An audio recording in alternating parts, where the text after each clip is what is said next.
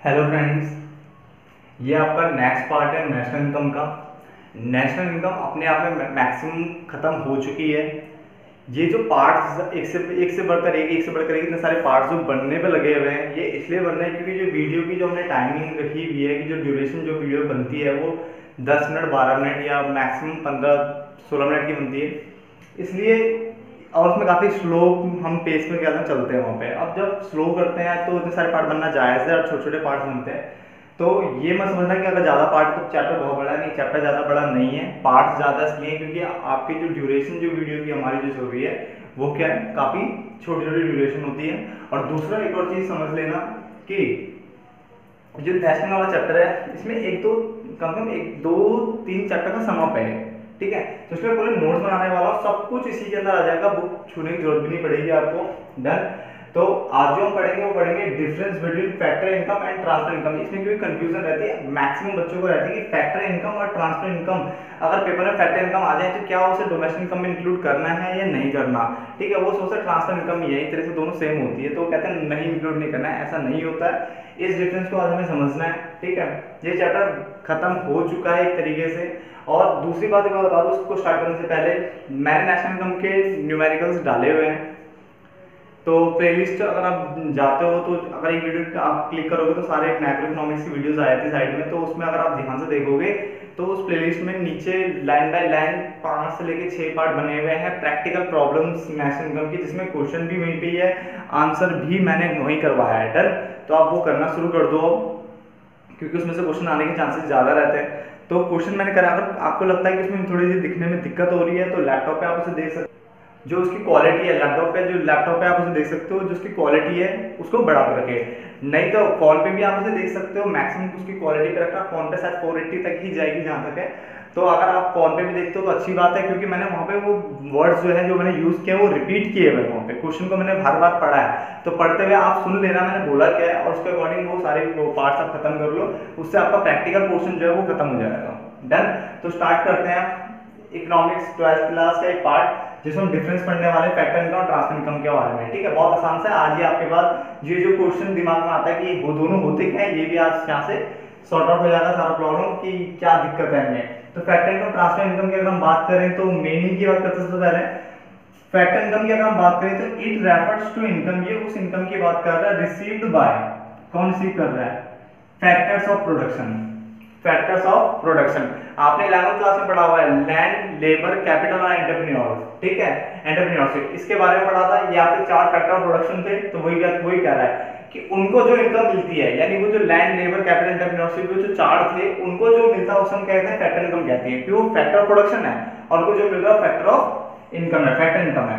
तो it refers to the income received by factor of production for rendering factor services, क्योंकि उन्होंने factor services दी है इसलिए उनको जो मिल रहा है उसे हम क्या बोलेंगे, फैक्टर इनकम बोलेंगे। सिंपल सी बात है, यानी लैंड, लेबर, कैपिटल, एंटरप्रेन्योरशिप जो आपने लगाया है उन वो जो उन्होंने जो आपने सर्विसेज दी है उसके बदले में अगर उनको कुछ मिल रहा है तो हम फैक्टर इनकम कहते हैं। जबकि इसकी बात करें तो इसमें ऐसा कुछ नहीं है, ठीक है। It refers to the income, ये उस इनकम की बात कर रही है received without rendering any productive services, यानी आपने कोई सर्विसेज नहीं दी है, ठीक है, उसके बदले में आपको कुछ नहीं करना है, ठीक है। ये वन वे होता है, इसको आप इंक्लूड नहीं करते, इसलिए ट्रांसफर पेमेंट हो या ट्रांसफर इनकम हो हम उसे इंक्लूड नहीं करते हैं, चाहे नेशनल चाहे वो डोमेस्टिक, इसलिए कहा था क्योंकि ये वन वे होता है।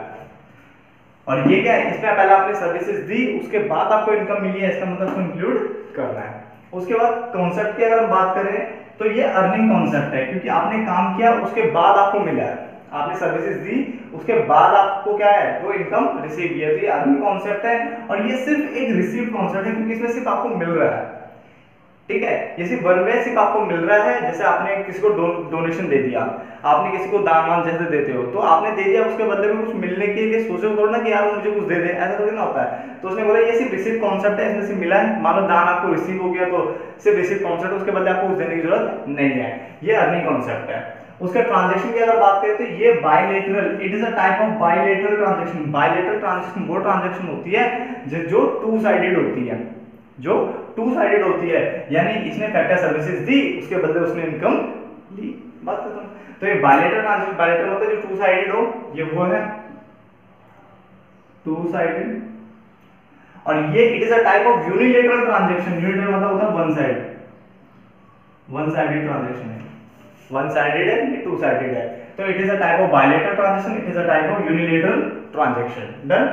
उसके बाद इंक्लूड की बात करें तो ये फैक्टर इनकम डोमेस्टिक और नेशनल इनकम दोनों में इंक्लूड होती है, क्योंकि आपने क्या है पहले सर्विसेज दी उसके बाद इनकम मिली है, ये दोनों में डोमेस्टिक में भी आती है और नेशनल में भी आती है।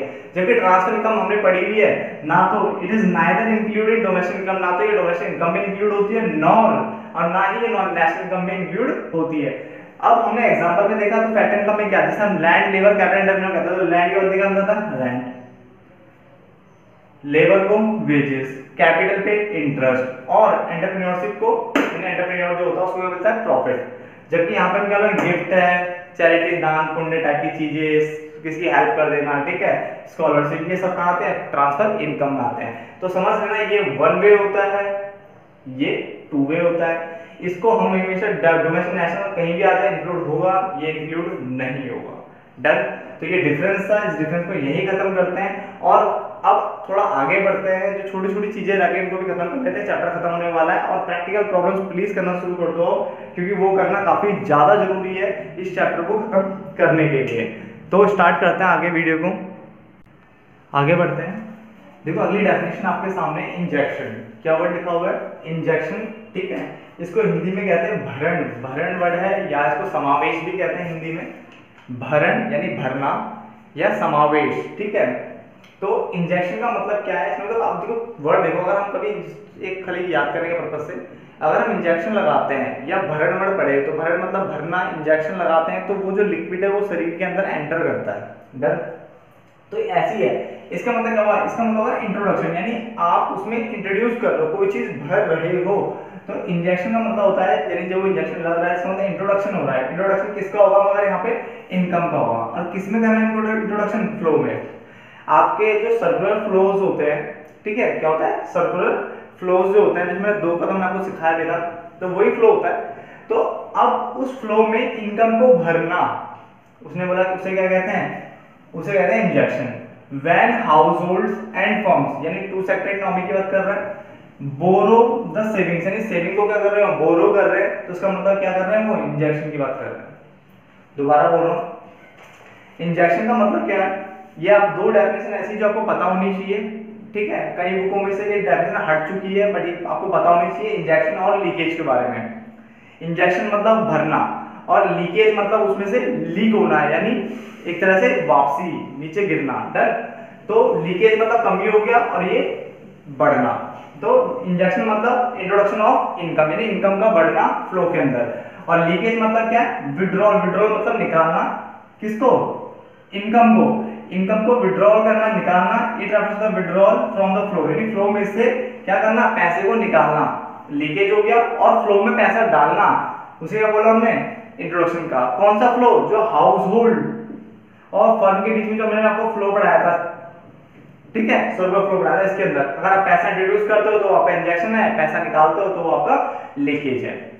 When households and firms, same है आता, इसमें लिखा है कि हाउसहोल्ड फर्म क्या करेंगे, बोरो करेंगे, बोरो करेंगे, सेविंग को निकालेंगे। तो हम लोगों ने सेविंग निकालेंगे, तो हमने बोला इसका मतलब क्या है, इंजेक्शन है, बोरो द सेविंग्स।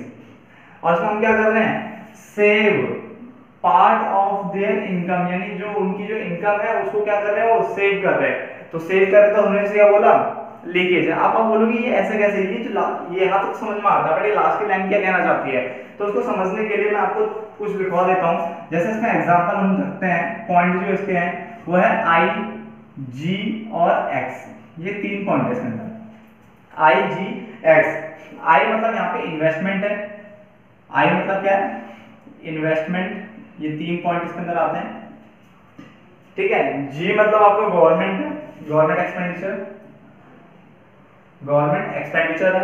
और एक्स मतलब एक्सपोर्ट है, एक्स मतलब क्या है, एक्सपोर्ट है। डन। अब जहां ध्यान देना, जब आप पैसा इन्वेस्ट करते हो कहीं, यानी अपना पैसा लगाते हो, तो वो पैसा बढ़ता है, इसका मतलब जब पैसा बढ़ रहा है, किसकी बात कर रहा हूं, इंजेक्शन की बात कर रहा है। गवर्नमेंट भी गवर्नमेंट एक्सपेंडिचर जब होता है, गवर्नमेंट एक्सपेंडिचर जब भी करती है तो वो इसलिए करती है ताकि डेवलपमेंट हो और कैपिटल इंक्रीज हो, तो ये वही गवर्नमेंट एक्सपेंडिचर भी यही आता है, क्योंकि इससे पैसा इंक्रीज होता है, मार्केट में आता है। डन। इससे क्या होती है, डिमांड भी बढ़ती है और मार्केट में पैसा आता है। तो ये दो उसके पॉइंट हो गए। तीसरा एक्सपोर्ट, जब आप अपना माल बाहर बेचते हो तो वहां से भी आपके पास क्या आता है, पैसा आता है। तो तीनों केस में इनकम बढ़ेगी आपके यहाँ। सर्कुलर फ्लो जो आपकी इकोनॉमी के अंदर चल रहा है उसके अंदर आपका पैसा आने वाला है इन तीनों से, इन्वेस्टमेंट, गवर्नमेंट एक्सपेंडिचर और एक्सपोर्ट। तो IGX जो है वो किसका पार्ट है, इसका। डन। इसकी बात करूं तो उसमें मैं STM लिखने वाला हूं। इसमें 3 आते हैं एग्जांपल में। STM, S मतलब हो गया सेविंग, दूसरा आपका हो गया T मतलब टैक्स, और M हो गया आपका इंपोर्ट। ये 3 स्टेप क्यों कर रहा, अब ध्यान देते हैं। सेविंग, अगर आपकी इकोनॉमी में पैसा यहाँ पे चल रहा है, आपने क्या करा, यहाँ से लीकेज कर दिया, ये पैसा लीक हो गया। अभी लीक हो गया पैसा, इसका मतलब क्या हुआ, आपने पैसा यहाँ से निकाला और उस पैसे को कहीं से निकाल लो, यहाँ से निकाला और उसको क्या कर दिया आपने, सेव कर दिया, अपने पास घर के अंदर जमा करके रख दिया। तो घर में जमा करने से पैसे में कभी भी वृद्धि नहीं होती है, वो एज इट इज एज एक स्टॉक की तरह फंस जाता है पैसा घर में। तो उसमें मतलब सेविंग जो है वो किसका पार्ट बनेगा, लीकेज का पार्ट बनेगा।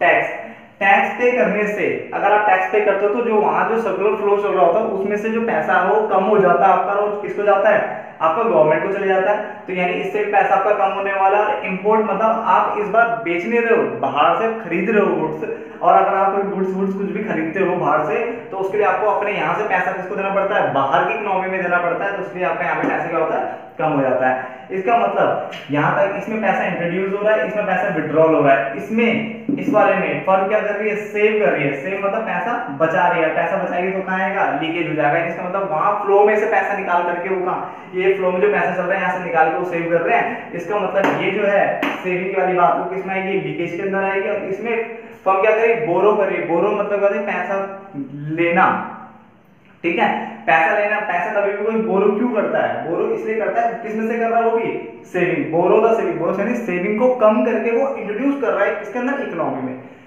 सेविंग से पैसा निकाल के वो इंट्रोड्यूस कर रहा है इकोनॉमी में, यानी वो किसकी बात कर रहा है, इन्वेस्टमेंट। यहाँ पे वो बात कर रहा है इन्वेस्टमेंट की, यहाँ पे बात कर रहा है वो सेविंग की। यहाँ आपको क्लियर होना चाहिए। डन। बिल्कुल तरीके से समझा दिया इस लाइन का मतलब क्या है। और ये जो डेफिनेशन है ये आपकी CBSE वालों की डेफिनेशन है। दोबारा लास्ट बार एक बार बता देता हूँ, इसमें इंट्रोडक्शन ऑफ इनकम हो रही है, इसमें विड्रॉल ऑफ इनकम हो रही है। इन्वेस्टमेंट, गवर्नमेंट एक्सपेंडिचर, एक्सपोर्ट, ये 3 इसके एग्जांपल हैं। आप यहाँ पे लिख सकते हो, पॉइंट इसके अंदर आते हैं। सेविंग, टैक्स, इंपोर्ट इसके अंदर आता है। इसमें हाउस होल्ड फर्म्स क्या करें, सेव कर लेते हैं पैसा, अपने पास बचा लेते हैं, जिसके कारण फ्लो में से पैसा कम हो जाता है। इसमें बोरो द सेविंग, सेविंग को ही बोरो कर देते हैं, यानी सेविंग में से पैसा निकाल लेते हैं। जो सेव था वो पैसा निकाल दिया और इन्वेस्ट कर दिया कहाँ, इकोनॉमी में। तो उससे पैसा क्या होगा, इन्वेस्ट करने के बाद बढ़ जाता है। तो उस हमने क्या बोला, इंजेक्शन बोला। नेक्स्ट टॉपिक के नीचे हमारे पास है इन्वेस्टमेंट। जो वर्ड इन्वेस्टमेंट जो घूम रहा है इसका मतलब क्या होता है, ये आपने 11th में भी पढ़ा होगा, दोबारा पढ़ा देते हैं। It is a process of capital formation. सिर्फ जहां तक भी लिखोगे इतना सा, it is a process of capital formation, यानी कैपिटल को फॉर्म करना। फॉर्म मतलब बढ़ाना, ठीक है। तो कैपिटल बढ़ाने की जो प्रोसेस है उसी को इन्वेस्टमेंट कहते हैं। इतने में ही आपको 1 नंबर मिल जाएगा, 1 नंबर की डेफिनेशन आती है अगर आएगी तो, ठीक है। तो it is a part of capital formation. और इसका मतलब क्या हुआ, ये कह सकते हो increase in the stock of capital, यानी जो कैपिटल का स्टॉक है उसमें क्या करना, वृद्धि करना। यानी आपने 1 लाख रुपए लगाए, कल को उसको 10% इंटरेस्ट मिल गया, वो 10,000 रुपए मिल गए, तो 1,10,000 हो गया। तो यानी स्टॉक ऑफ कैपिटल में इंक्रीज होने को क्या कहते हैं, इन्वेस्टमेंट कहते हैं। सिंपल सी डेफिनेशन थी।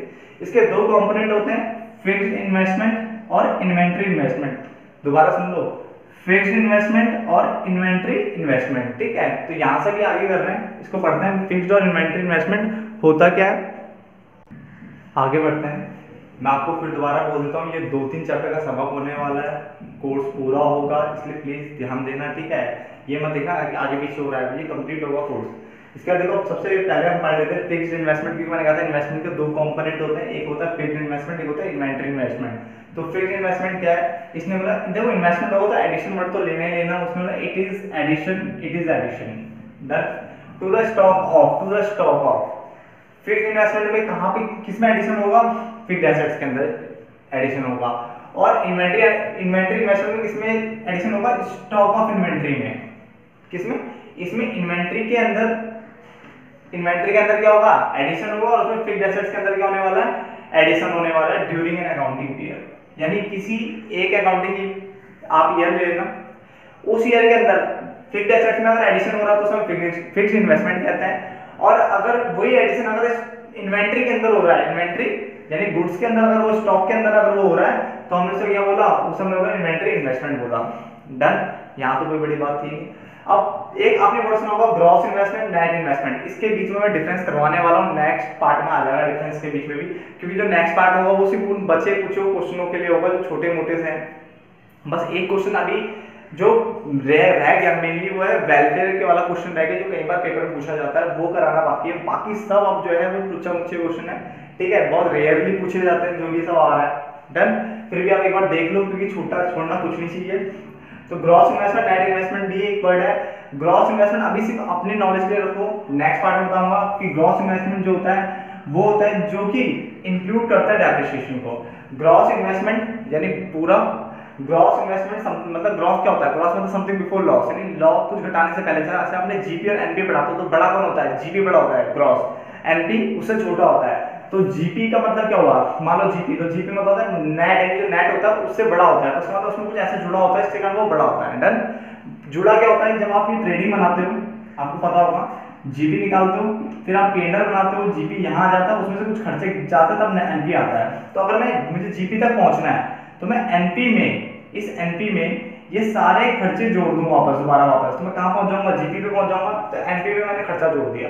और अगर मुझे मान लो क्या निकालना है, मुझे एनपी निकालना है, मान लो एनपी निकालना है, तो मैं जीपी में से क्या कर दूंगा, घटा दूंगा ये खर्चे, जीपी में से खर्चे घटा दूंगा, एनपी निकल जाएगा। तो सेम वही कॉन्सेप्ट यहाँ पे यूज किया है कि gross investment is equal to net investment plus depreciation, यानी ग्रॉस इन्वेस्टमेंट वो इन्वेस्टमेंट है जो कि अपने आप में डेप्रिसिएशन को इंक्लूड करती है, और नेट इन्वेस्टमेंट वो होती है, नेट इन्वेस्टमेंट निकाला तो ये डेप्रिसिएशन वहां जाके माइनस हो जाएगा, यानी कि डेप्रिसिएशन को इंक्लूड नहीं करती है। तो अब हमने जो पढ़ा था ये जो दो होते हैं ये कंपोनेंट होते हैं इन्वेस्टमेंट के।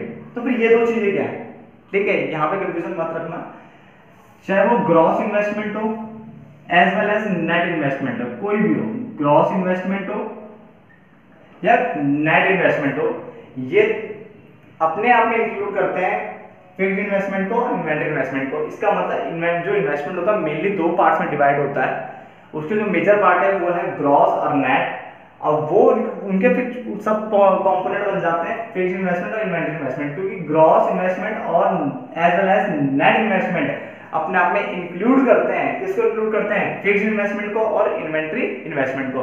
तो इस वीडियो को यहीं पे खत्म करते हैं, नेक्स्ट पार्ट में देखते हैं कि हमें कुछ जो चीजें लगे छोटी मोटी वो खत्म करेंगे, देन अपना जो नेशनल इनकम का जो चैप्टर है उसको खत्म करेंगे एक दो पार्ट के अंदर, जो एक दो या तीन पार्ट बनने वाले हैं छोटे छोटे, उनको बना करके खत्म करते हैं। धन्यवाद दोस्तों।